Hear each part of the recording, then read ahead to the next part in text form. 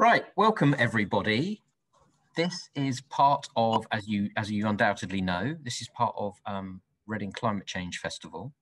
And we're going to be talking to you today about food waste and specifically what we do and what we can do with food waste locally.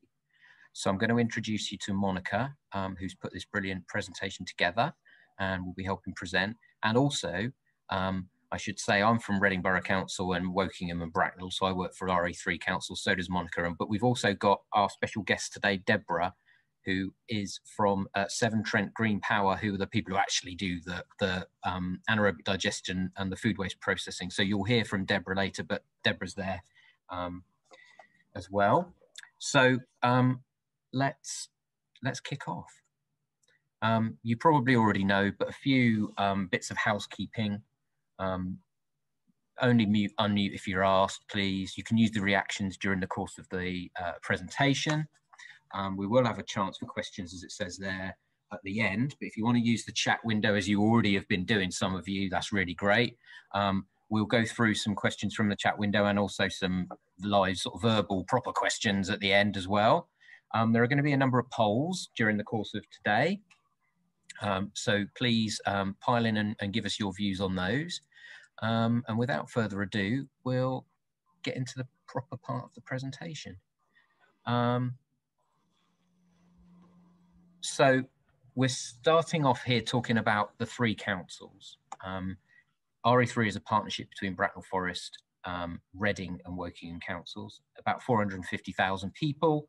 And as you probably know, we're working out of two particular sites, one in Reading and one in Bracknell, where all the waste from the area goes in one shape or form. We work with, oh, this is yours, isn't it, Debra? Sorry, dive in. Okay, so yes, I'm Deb and I work for Severn Trent Green Power, and we operate a number of food waste processing sites around the UK. The process is known as anaerobic digestion. We've got 9 of them. One is just fed on crops and the other 8 are all fed on human food. We also operate 3 composting sites, which composts green waste, garden waste, and 2 in-vessel composting sites. And that's a process where we can accept food waste mixed with garden waste. And ultimately that turns into compost as well. So we've been working with Wokingham Borough Council since they rolled out their food waste back in April 2019. And we've got some waste coming in now from Reading. So some of Reading has gone on to food waste, and then that'll be rolling out proper. And also Bracknell Forest will follow suit at some point. So that's us, and we'll be talking more about the process later, and I think we'll be seeing a little video as well. Thanks, Debra. So we thought we'd start off by asking questions of you, really, rhetorical questions at this stage.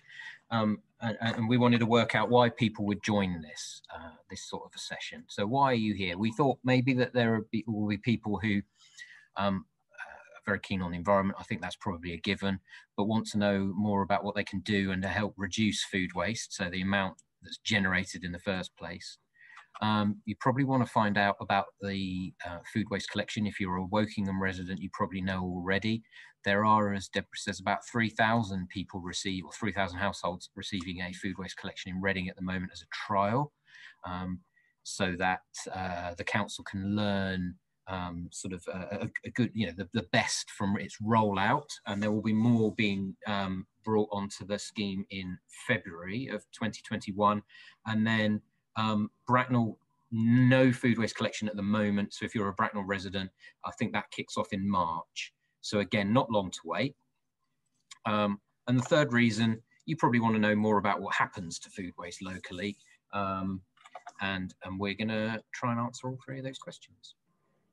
So the format for today will be broadly built around providing 3 principal facts about food waste, 3 tips, and 3 reasons why food waste is recycling is a good thing to do. And in this way, we're kind of practicing our messaging, perhaps to you who may already be a bit more of the converted, I would think. But if not, you're going to learn, hopefully I'll learn a lot today anyway, but this is really important for us to make sure that we can communicate this broadly to the population as those services are rolled out, as we've just talked about. So the first fact is that on average, homes in the RE3 area have about 184 kilograms of food waste every year. Now that's based broadly on about 3.5 kilograms per week. That sounds like quite a lot. When you add that up over all of the homes, there are about 180,000 homes in the area. So that's a considerable amount of waste, which is just food. So we're going to go to the first poll now. And I'm going to ask you, if you don't mind, to vote on what type of food waste do you think, hopefully everyone can see that, what type of food waste do you throw away most often? I'm going to share the results with you and we'll have a quick chat about this. Hopefully you can see that, everybody. So cooked meals has come out on top with 41% of the available votes, I think, there. Bananas, yeah, I find bananas are bad, but bread obviously is one that is very high on our polling as well. So that's really interesting. I'm really grateful to you for playing along there. I'm going to stop sharing that and we'll move on a slide. And you'll be interested to see that we were broadly representative of what the UK waste. These are the top 3 in the UK. 20 million slices of bread, 5.2 million cups of milk and 4.4 million potatoes. So largely speaking, we as a cohort there were right in step with the UK.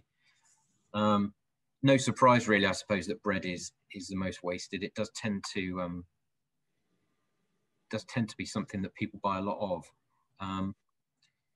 So the second fact is the average family wastes nearly £60 a month. It's quite difficult sometimes with averages, but they are useful in this context, I suppose. It's quite a lot of money per year. That's a considerable amount, isn't it? And the value of averages is that you always have to kind of look at that and go, well, I suspect there are some people who aren't wasting that much. But then again, in order to preserve the average, there's got to be people who are throwing away a lot more than that as well.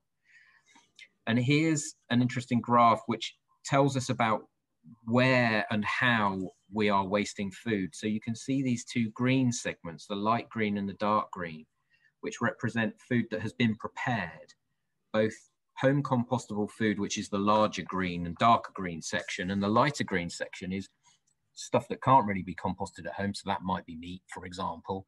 But again, they are both prepared foods. They are foods that we have cooked but not consumed. The slightly smaller ones are those categories where we are perhaps buying a bit too much. I suppose all of them are representative of us buying a bit too much food, but the red and orange ones are ones that perhaps have sat around for too long and the sell-by date has passed. So those are very interesting, but they also represent, I suppose, a sort of cautionary note for all of us around preparing too much food, or perhaps about whether or not we can make use of food that has been cooked but not consumed at that time. So we're going to come to the next poll now.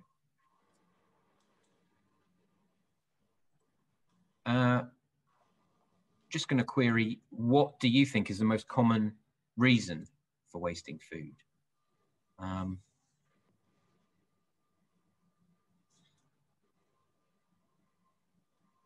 this is for you personally rather than the country at large. Right, fairly clear indication here from you all of what is causing all of us to waste food, and it's the sell-by date thing, isn't it? Which is interesting because that's slightly the other way round from the graph we've shown, where actually not using it in time was a smaller proportion of those overall categories that were shown in the pie chart. That's really good. thank you very much, everyone, for voting.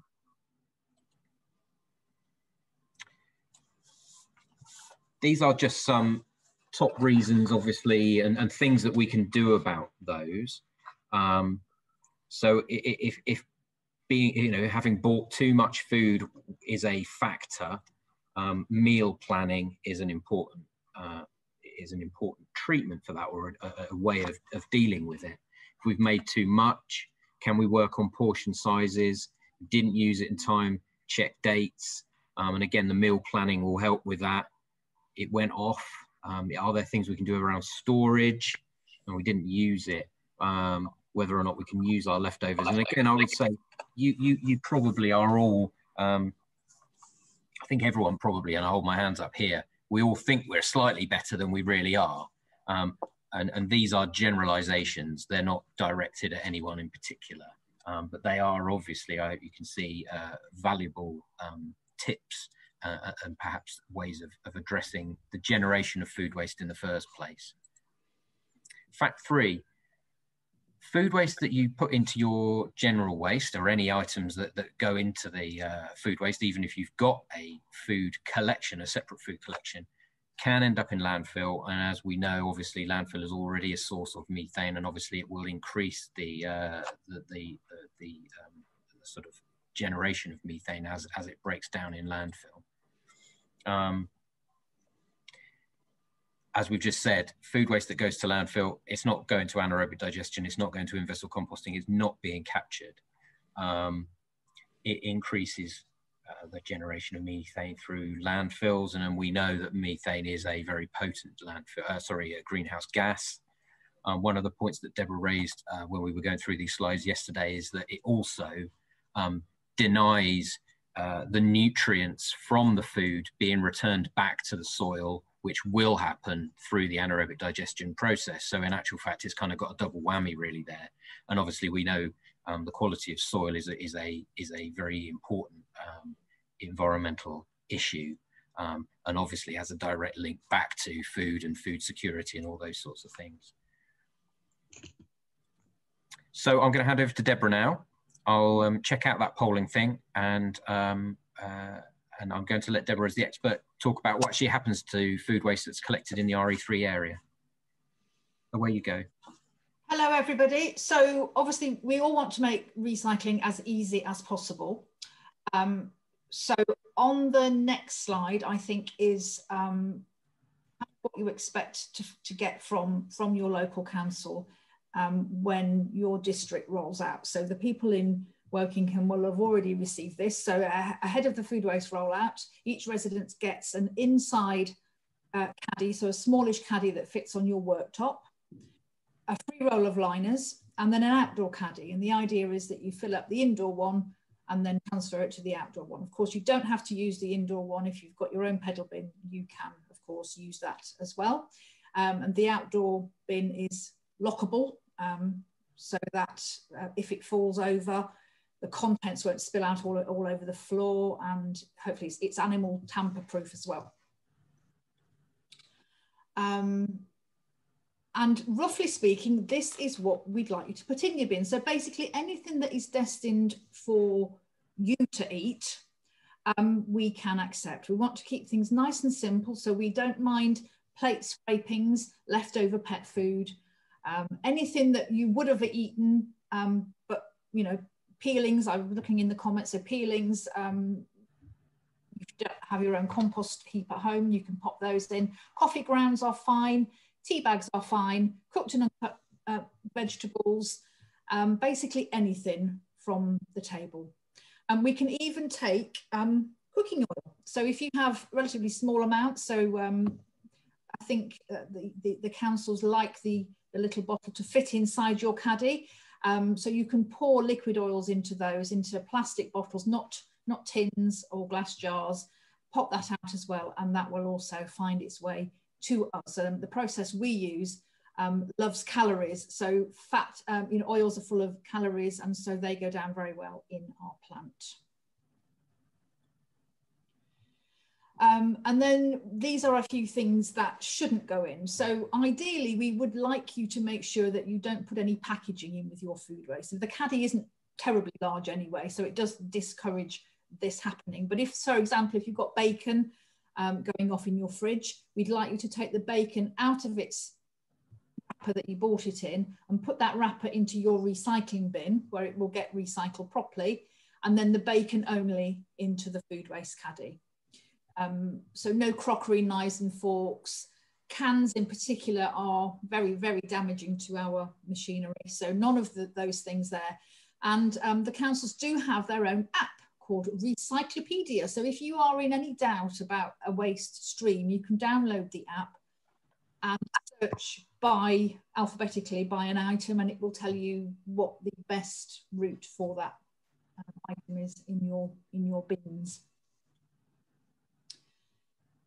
And here are a few tips really for, particularly for those of you who haven't had this service rolled out to you yet. So I would say, and I have this at home, so empty your caddy fairly regularly so that it doesn't overflow, and lock the outdoor bin to stop, you know, foxes and so on from raiding your bin and causing a mess all over your doorstep. You can use any kind of liner. So the council are supplying you with free liners, but if you run out, you can use an empty bread wrapper. If you get big bags of frozen vegetables or something similar, you can keep those and use those. So you're recycling something that you've already got in your home. If you have biodegradable bags, you are more than welcome to use them.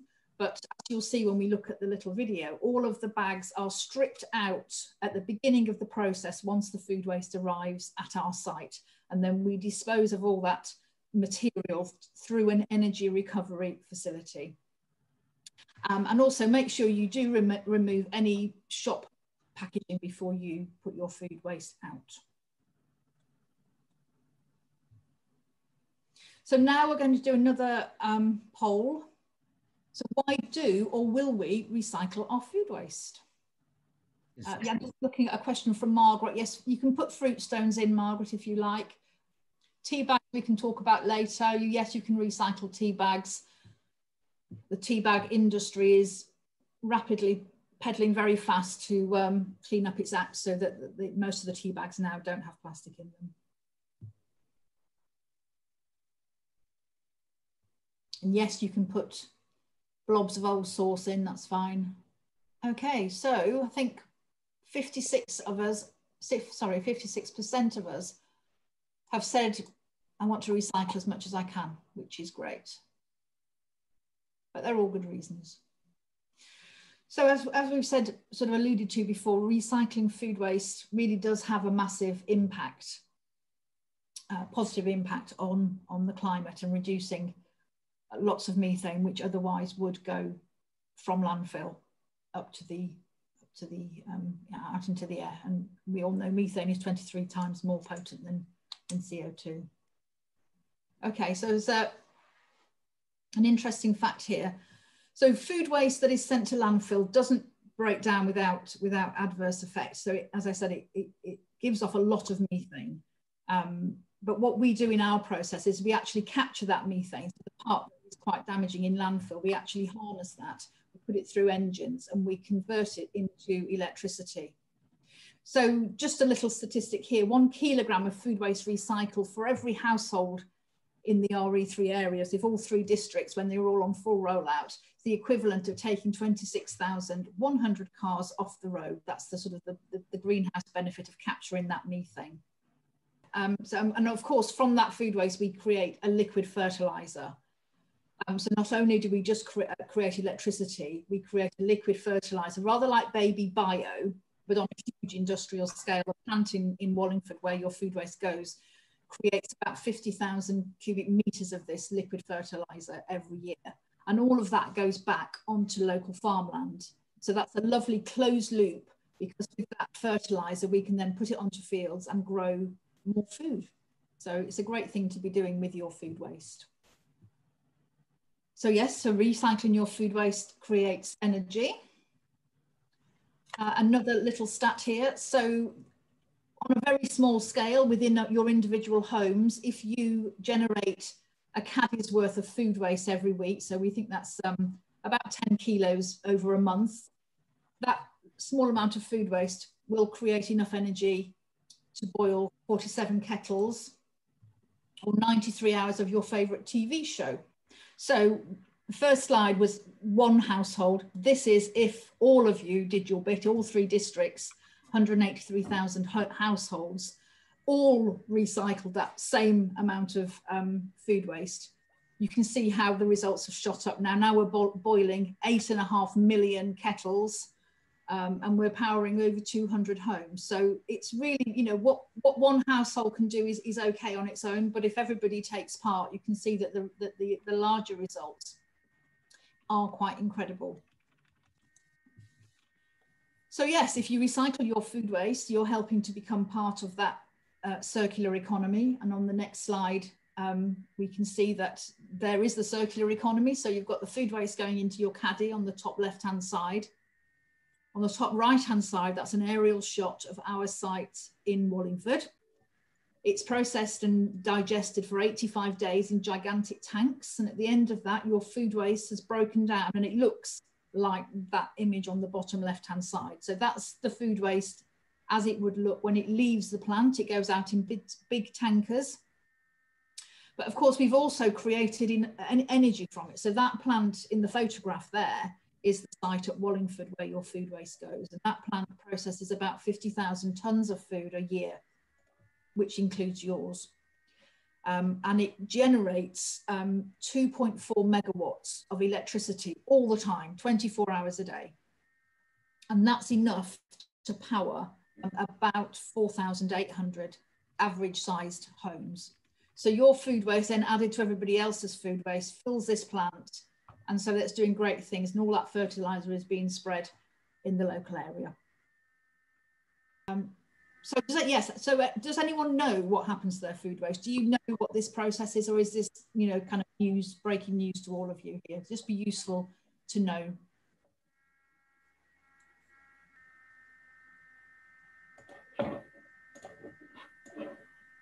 Can you guys see that? I can see the results.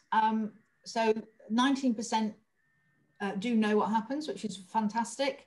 36% don't know, and the others know a little bit. So that's very interesting. Thank you for doing that. Shall I share the video now? Yes? That would be good, yes. Food waste has a big impact on the environment. If it ends up in landfill sites, it rots and releases methane, a harmful greenhouse gas. The best thing we can do with our food is to enjoy it, but some waste, like banana skins, orange peel, bones, tea bags and plate scrapings, are inevitable, and these can all be recycled and turned into electricity.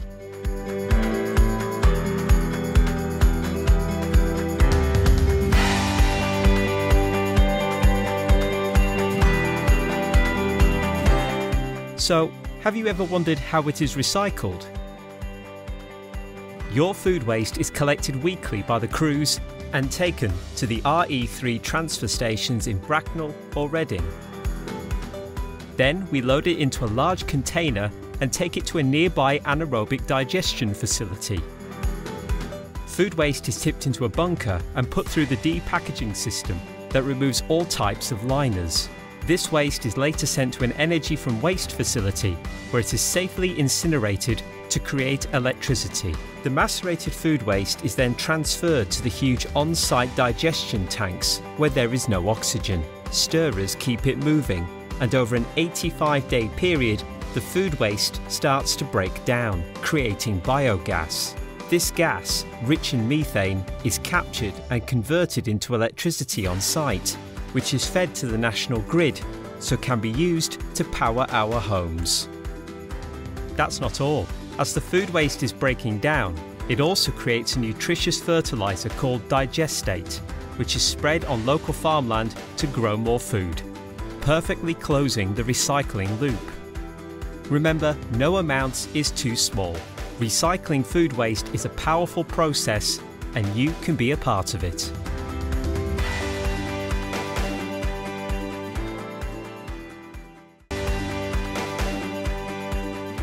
on the Fabulous. presentation. Thank you. So this little diagram here is a pictorial explanation. So what happens is the food waste arrives at the site. If you look at the top left-hand side in an re3, well, it arrives bulked, it gets tipped at the transfer station and arrives in a big lorry, gets tipped into a recessed bunker. It goes through a depackaging process. So we have a hammer mill on the site, which removes any bags and they disappear in one direction. The food waste is then macerated to less than 12 millimeters in particle size. And we add liquid waste to it as well, things like fats and oils, which we were talking about earlier. And then that macerated liquid food, which we call a soup, actually goes into a huge digestion tank. You saw those great big tanks on the video with the drone flying over. So we have 5 of those tanks. Each one of them holds about 38,000 cubic litres of this food soup. And the tanks are made of concrete. They've got heating coils that run around them. And they act as a stomach, really. So the food waste is in them. It's kept gently warm. It's kept to body temperature, mimicking the human digestion system. And as the food waste breaks down, it gives off biogas. And so those domed roofs that you saw, the bouncy castle roofs, they are actually gas storage chambers. So the food waste flows through 4 of the tanks, then it comes back in and it's pasteurized, it's heated to 70 degrees for an hour, and that's the equivalent of, you know, cooking your food before you give it to your guests, rather than giving them food poisoning, because it gets rid of any nasty bacteria. And then it flows out to tank number 5, and from there it can be taken off as a fertilizer. And all of the gas that we've captured in the roofs is joined together, and on site we've got 2 engines side by side in great big storage units. And in simple terms, we push that methane, purify it, and push it into the 2 engines where it creates electricity. So the process happens 24 hours a day. The site isn't receiving waste 24 hours a day. The people go home, but they make sure that the storage tanks of food soup are sufficiently full to be able to feed throughout the night. It's rather like having a baby where you have to feed every 4 hours. Continual drip feeding through, and then we get the continual flow of methane and then a continual flow of electricity. But I hope that diagram combined with the video kind of makes some sense for everybody. But we are going to have questions at the end, so if it doesn't, feel free to ask. And that's pretty much the very brief explanation of what we do with your food waste. Thanks, Deb. That's really brilliant. I'm going to stop sharing now, and then I'm going to sort of hand over Monica. You can take us through some questions, if that's okay. Here we go. Should be able to see each other? So just starting maybe from the items that can be put into the caddy. So some of the questions I managed to answer throughout, but we had the questions about the sauces, fruit stones, so yeah, if you would like to, and tea bags. So Debra, if you would like to clarify if any of the items are fine to be. Yeah, I mean, fruit stones don't really have any energy value, but we want to keep it nice and simple. Mango stones, again, they've probably got bits of flesh attached to them, so that's fine. So you can put all of those in. I thought I talked about tea bags earlier, but maybe I was on mute. Yes, you can put tea bags in. There was a lot of press coverage last year about tea bags containing microplastics. And I think that was more really a problem for the tea industry. I don't know how long tea bags have had plastic in them, but we've been digesting them for 10 years without any side effects as such. But I do know that the tea industry has had to react very fast to that.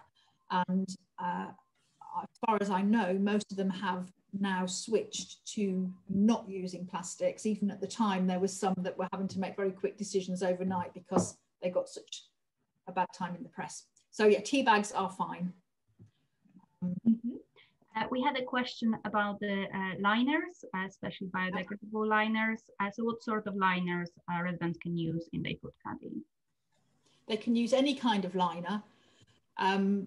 Again, I know there is a bit of resurgence at the moment about the use of using biodegradable liners. So we've been doing AD for many, many years, and we see all sorts of liners. And from an operational perspective,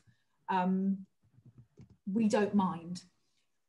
Just bear in mind, whatever liner you use, we strip them out at the beginning of the process. So our whole business has to sit within the animal byproduct regulations. So when we had the last foot and mouth outbreak in the UK, which I think was 2001, a whole set of legislation came into play to try to make sure that it never happened again. They're called the animal byproducts regulations. So our sites have to sit within their guidance.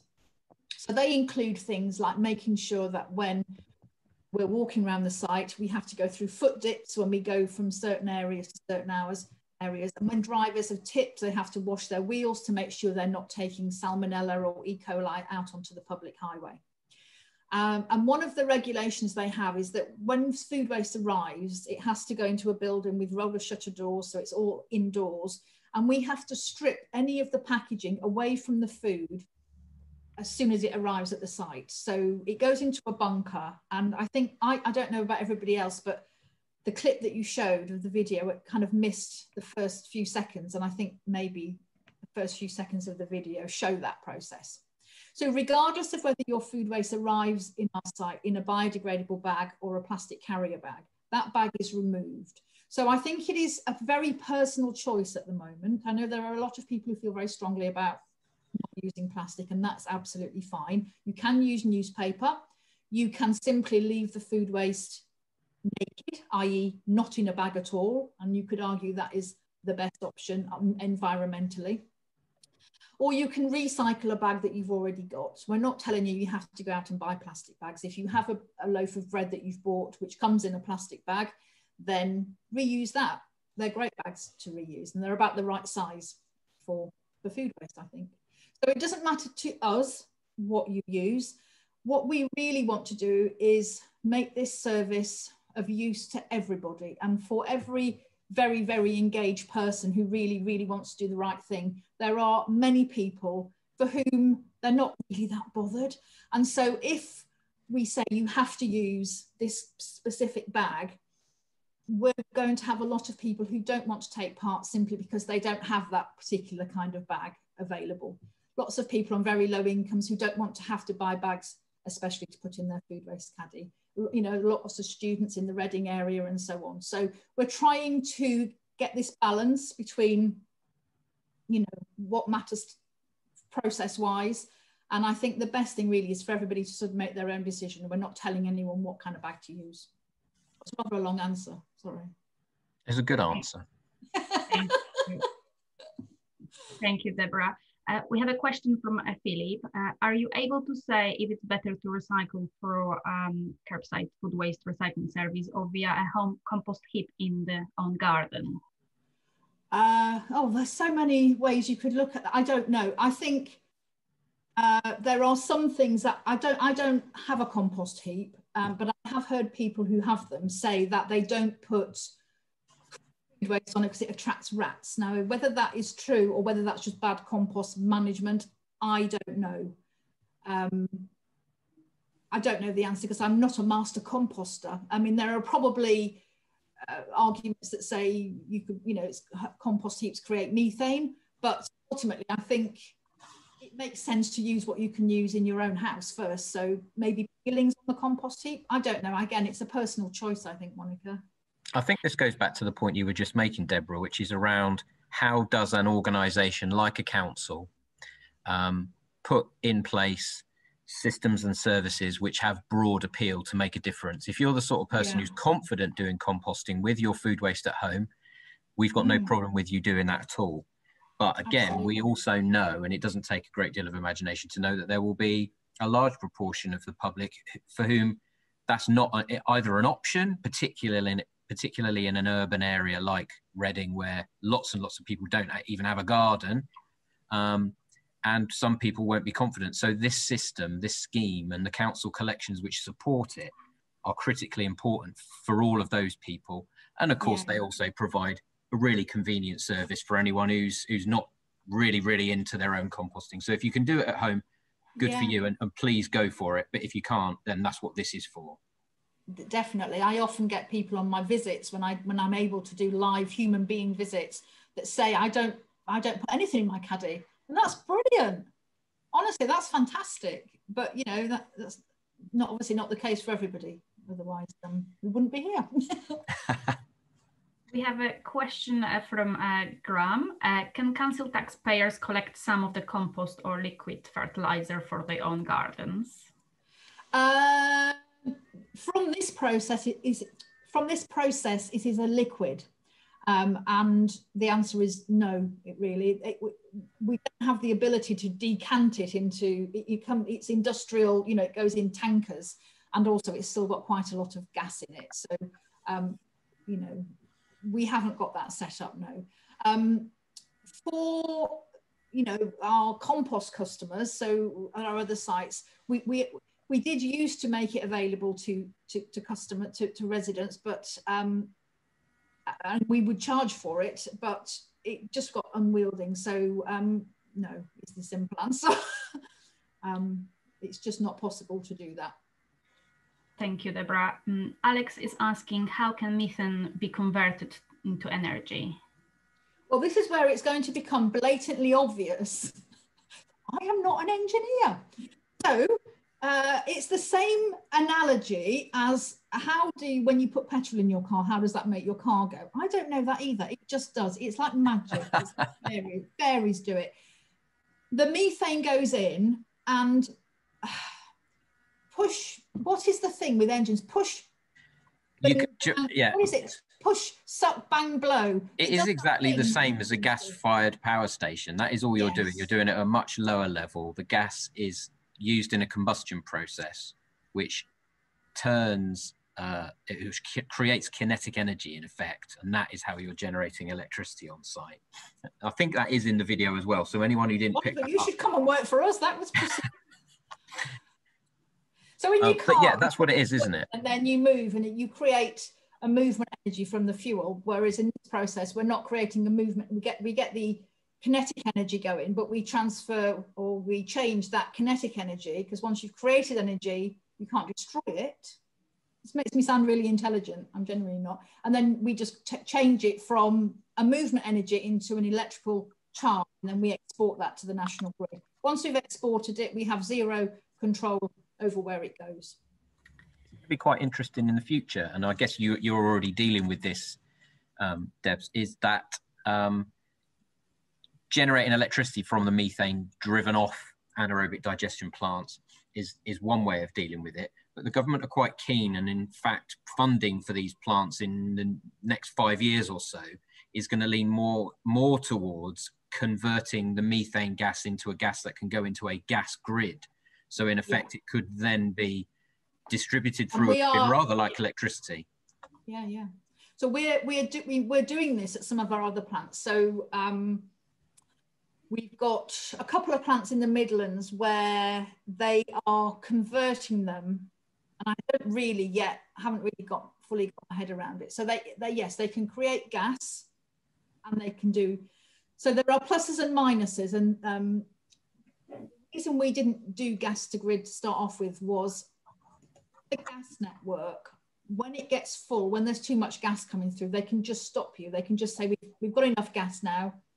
And that means we're running a plant then with nowhere to send our output. The national grid never do that. So we built all our plants with electrical outputs.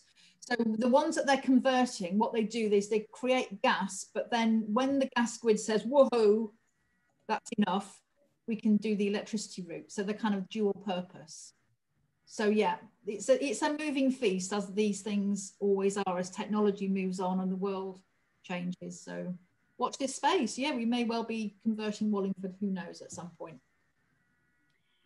Thank you, Debra. And Debbie is asking, how often do you have to check microbe health?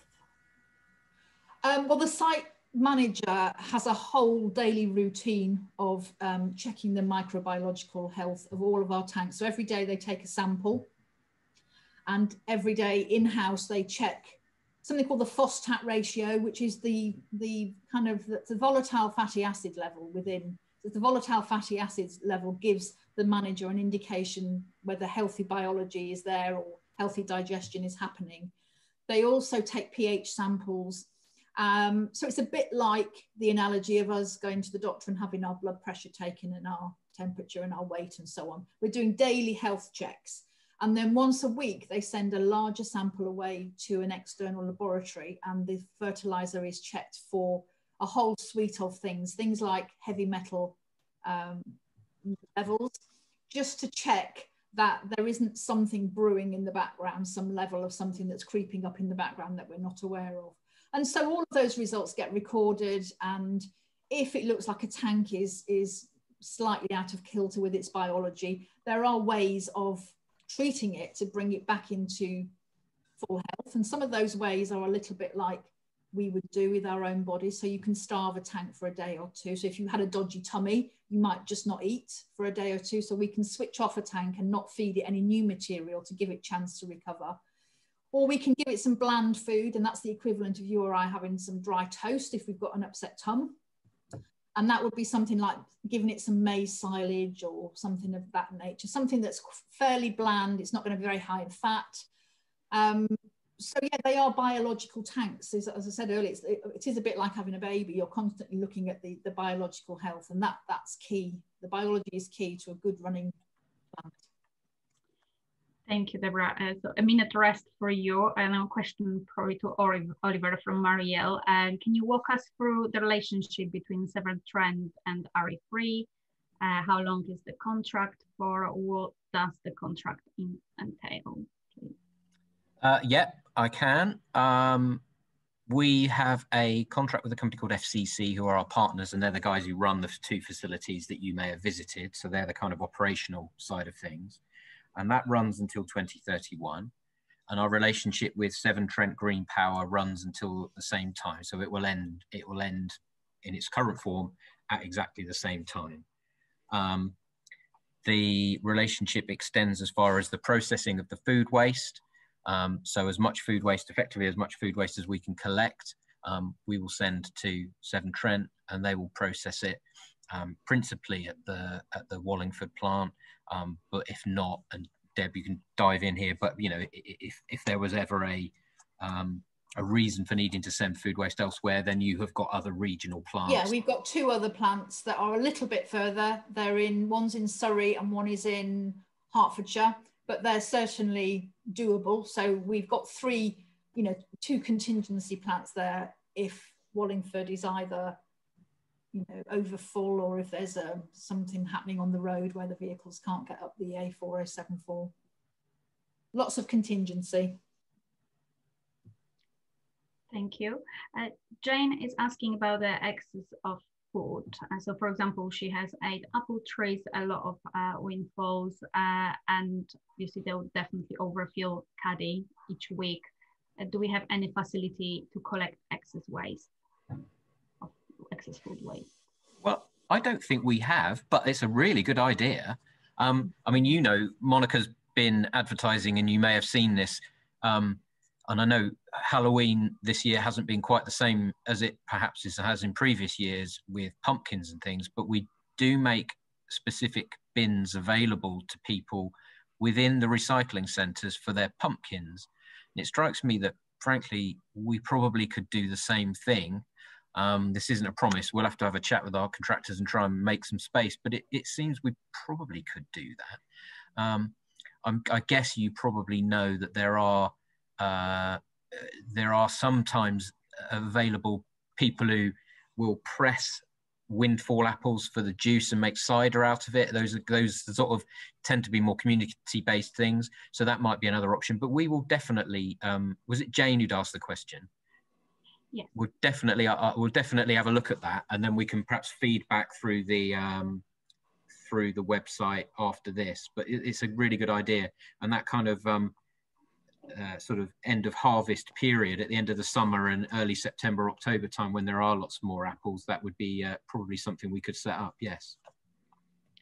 Would you mind, Oliver, as well, to remind everyone the dates for enrolment for Reading as a whole borough and Bracknell as well? In terms of the food waste? Correct.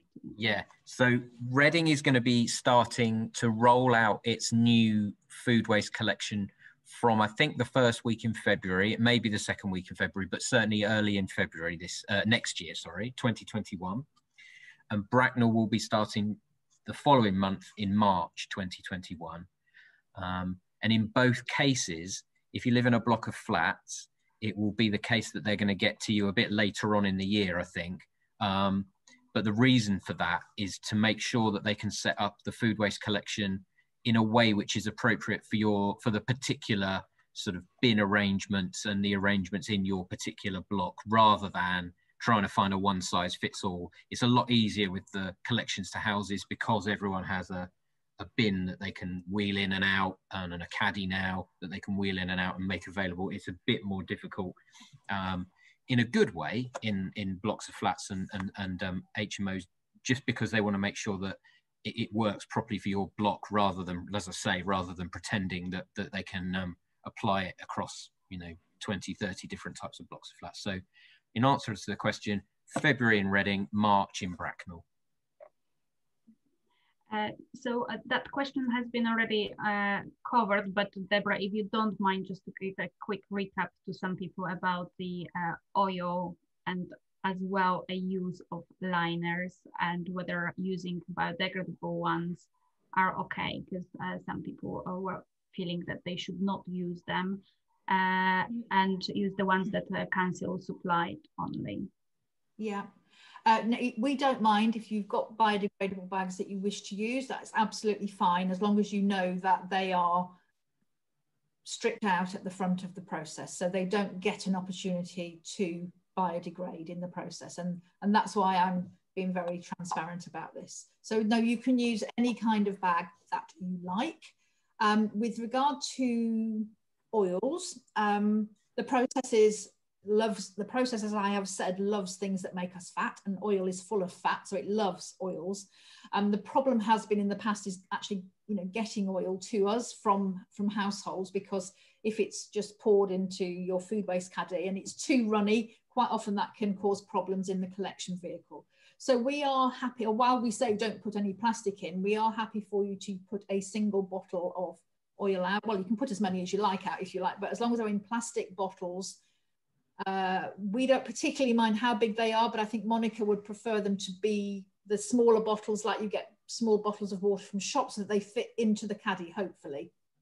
If you're tight on space, maybe you could put them on top, but we are happy with you doing that for any kind of liquid oils or that you've got.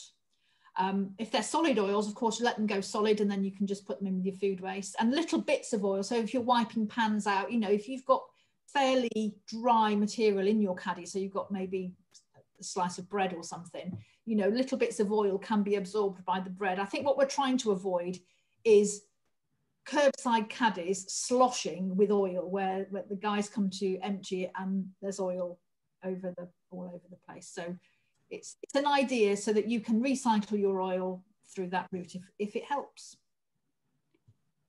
Thank you. Is there anything else that, Monica, or did I?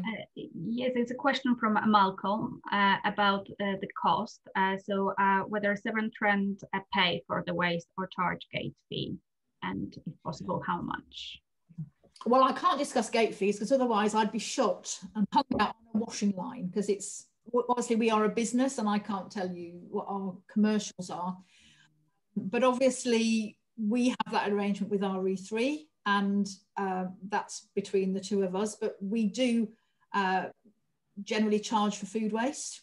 That's kind of the way it goes. And of course, we do then separately make money on the electricity. Now, we make 2/3 of our income from the electrical output, actually, which means we can offer very, very good value to local authorities and to all of our customers, because we do have a secondary income. And that's what makes this process quite exciting. So if your food waste is going into composting, when food waste and garden waste gets composted, you just get a compost. You don't get an electrical output. And that's what makes this so interesting, is that it really changes the business model. So it does mean you can offer very, very good value to local authorities. And so it's, well, maybe Oliver just wants to comment about the economics of savings made, but it's a lot cheaper sending a ton of food waste into us than it is to send a ton of food waste to an energy recovery facility or into landfill.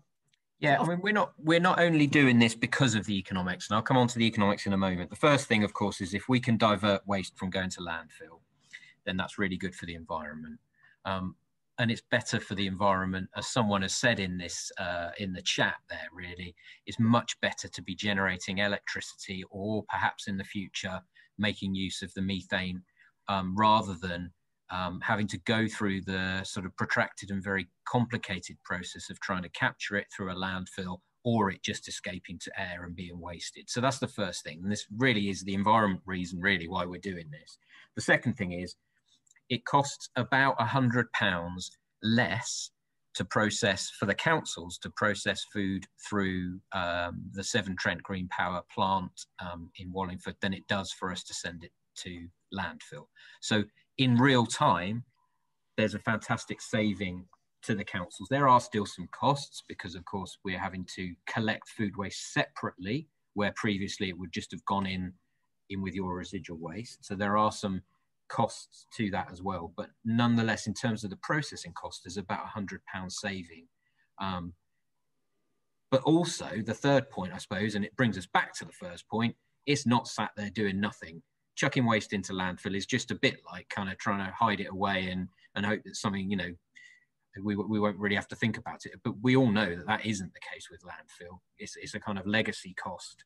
So Lord knows how you'd go about ultimately putting a price on that, but in real time, the difference to the councils and of course then to you as taxpayers is about £100 per tonne. Thank you, Oliver. William sent us question prior to that webinar about prevention of rats getting into the food bin. What can be done? Can the food bin can be wrapped in newspaper or double wrapped in a bag? What basically can be done to stop rats raiding our food caddies?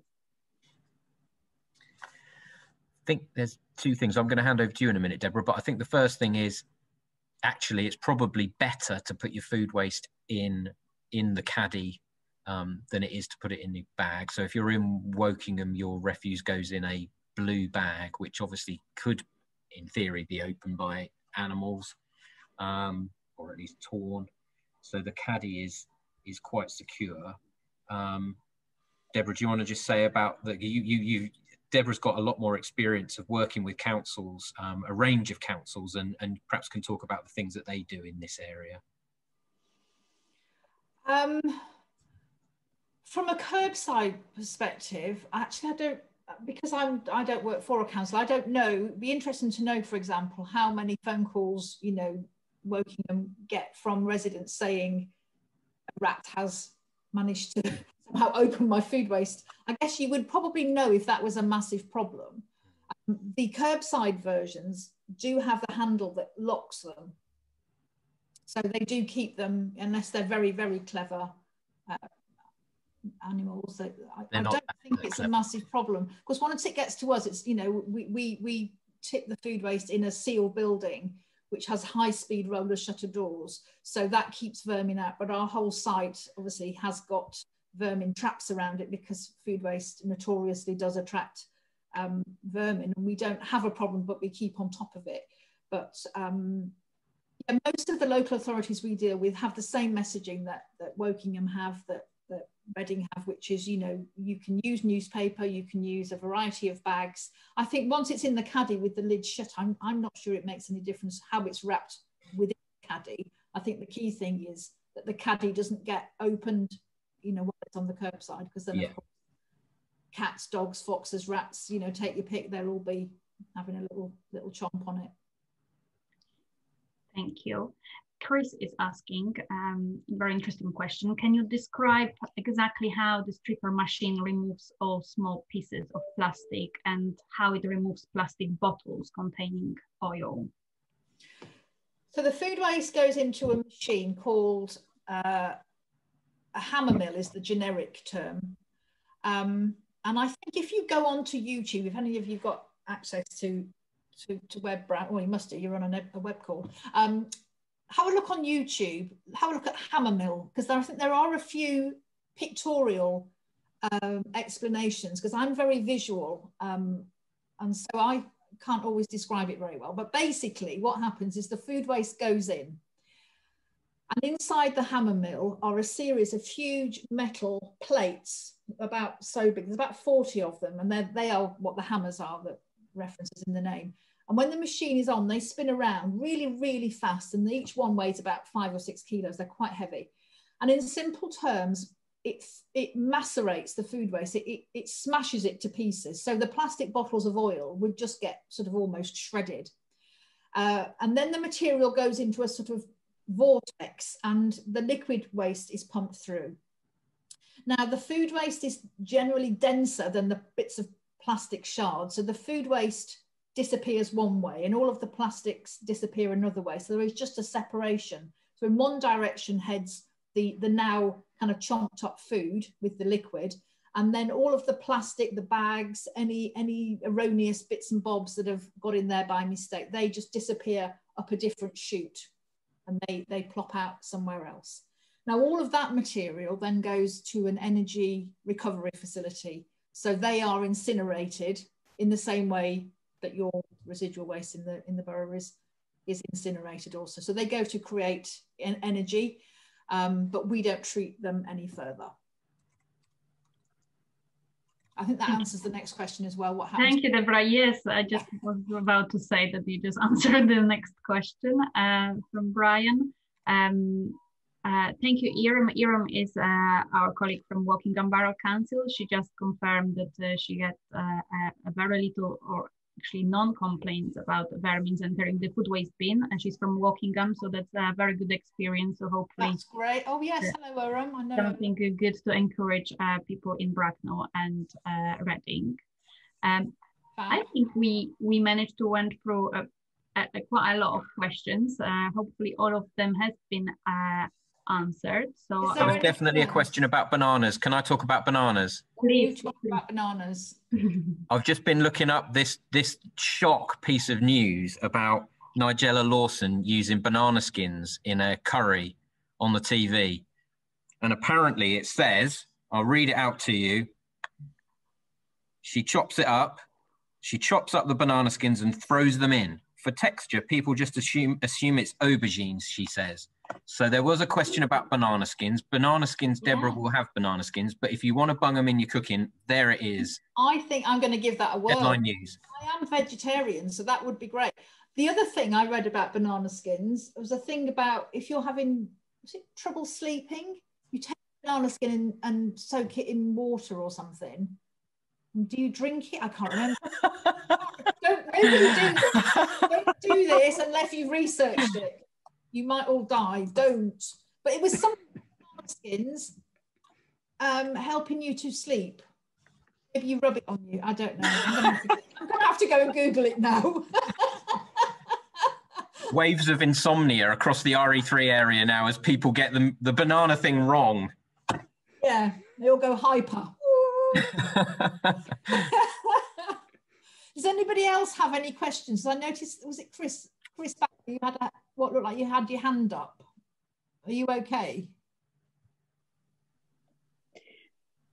Can I just ask something? Yes, Sally. What do you suggest we do? Is there anything we can do until our food waste bin is rolled? I live in central Reading, so I feel very bad about putting food waste into the general household waste. Is there anything we can do instead of that? You know, I'm going to try and do more composting, but I don't have much space for composting. Do you have any friends in Wokingham? Can we drive past and sling it in the garden? Can you put vegetable peelings in with your garden compost? Can I take it to the site? You know, because I now have to take my garden waste to the Reading waste site. Can I put my vegetable peelings in it? I don't think they want vegetable peelings in it, but I think what we'll do, Sally, is this is something that Monica and I have discussed previously, because we kind of twigged, I suppose, that as the news about these two collections, I mean, not so much in Wokingham because there is already a collection there, but as the news spreads in Bracknell and Reading about the start of the collection, we kind of anticipate that there would be keen people who wanted to do the right thing, who would want to do something in exactly the way you've just described, Sally, really.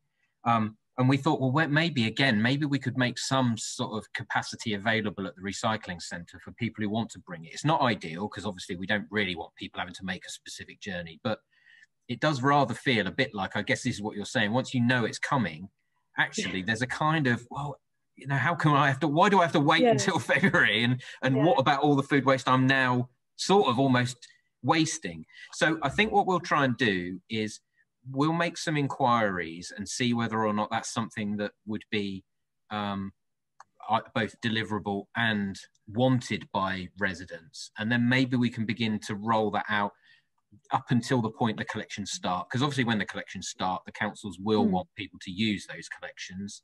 But it might be something nice that we can do. Does that sound all right, Monica? We're not going to get in trouble there, are we? Probably yes.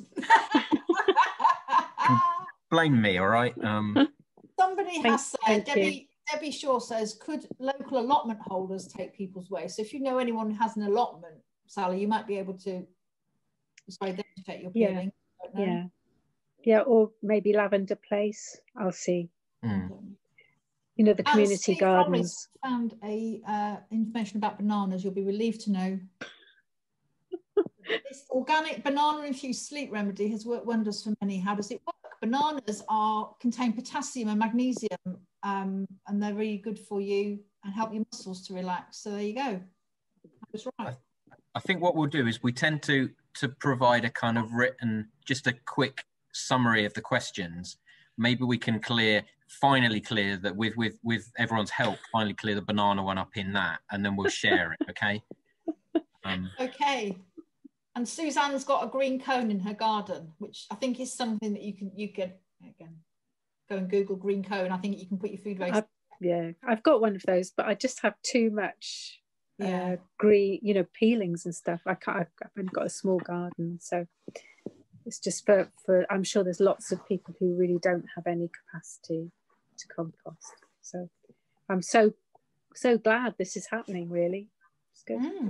It is good. And when we're back in the real normal world, and I'm back to running face-to-face site visits, Oliver, we'll get some in the diary so that people can come and see the site. You've all been invited. Angela's got her hand up. A party round mine at the site. That's it. Go for it. We had a green cone in our garden when it was rolled out by Reading Borough Council a few years back, but unfortunately the basket which goes underneath the ground was plastic, and the rats chewed through the plastic. So we had to remove our green cone because of this reason. So that didn't work. Oh, that's a shame. Is the thinking behind it that is it a bit like the things you get for dog poo, where you put it, you dig it down into the garden? Yeah. Put everything in, and it just.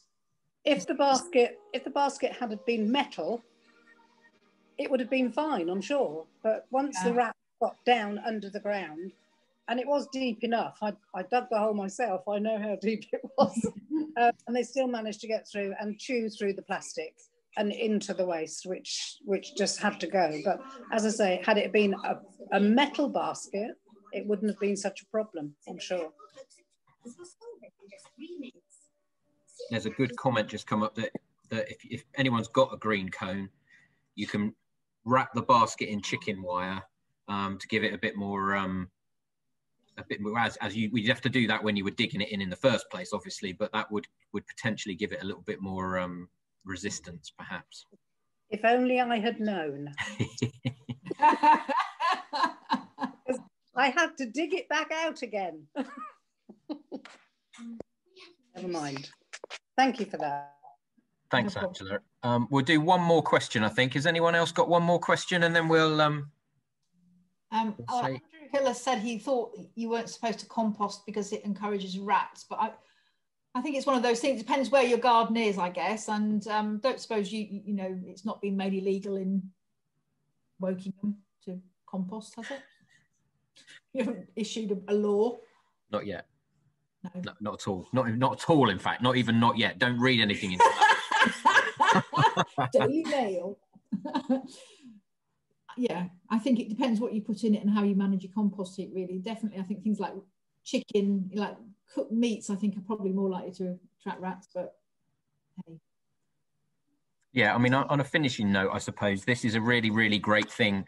I know it's been a massive success in Wokingham, and in fact, we've got the nice problem, and Iram will agree with this, we've got the nice problem in Wokingham of almost just trying to encourage more and more and more people to get going on it.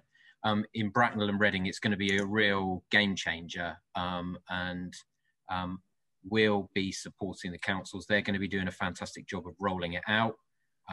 We'll be supporting the councils in making sure, and Debra the same, in making sure that the food waste that you all put out for collection is processed, and it's going to be a really nice story. It's a lovely thing to be talking to all of you guys after a period of not talking to anyone for a very long time, and but this is going to be a really good thing to begin doing in Bracknell and Reading in 2021.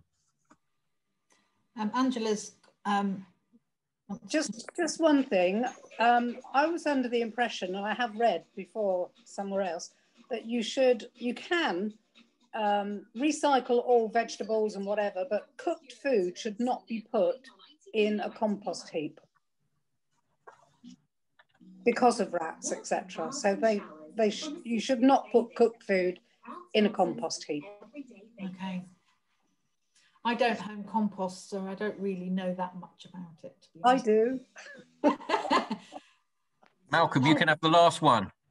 There is an action in the New Reading climate strategy in the nature theme to look at a different approach to food waste, which is anaerobic fermentation, which you can put everything into, and instead of waiting 85 days in a digester, it's ready for digging into the garden within about a month. But that needs a lot of trial, and we'll be starting a trial with the university and Merle sometime soon. That'd be interesting. Interesting to see how that goes. It does raise questions about what happens if you can do something with food waste that is more valuable than sending it to this. Then I suppose the people on the receiving end of that problem would be Severn Trent, or would you be in breach of contract or something like that? I think that's a long way off, Malcolm, and we'll keep a very, very keen interest in any trials that are undertaken in the way that you've described. For the time being, however, the fact that we are taking nutrients out of the soil in agriculture and then able through the Severn Trent process to put nutrients back into the soil at scale is a really good place to start. If the more locally based and perhaps smaller scale, even almost on an individual garden scale, if that works in the way you've described ultimately, then I guess that will have its place. But I think we'll still want to be able to feed nutrients back into, the more intensive end of agriculture as well as people's gardens. Yes, there's one feature of this that's different in that it's not only the nutrients that get back into the soil. With the fermentation process, all the carbon and all of the energy also get back into the soil. So you have a bigger soil ecosystem and therefore a more fertile soil. Very good. Right, we'll keep an eye on that. In the meantime, look out for your leaflets. February in Reading, March in Bracknell, and if you're in Wokingham, crack on with your food waste collection. Thanks ever so much, everybody, for your patience, your interesting questions, and I hope you're going to potentially listen into some other sessions in the Climate Change Festival in the rest of the week. Thanks to Deborah for your brilliant involvement today. Really, really important. My Thanks to pleasure. Monica. Thank you, everybody. And see you later. Thanks, everybody. And we'll get back to everyone with answers to these questions, and the obviously eternal banana conundrum. We'll solve that. Thanks ever so much. Cheers. Bye, Oliver. Thank Bye, you. Monica.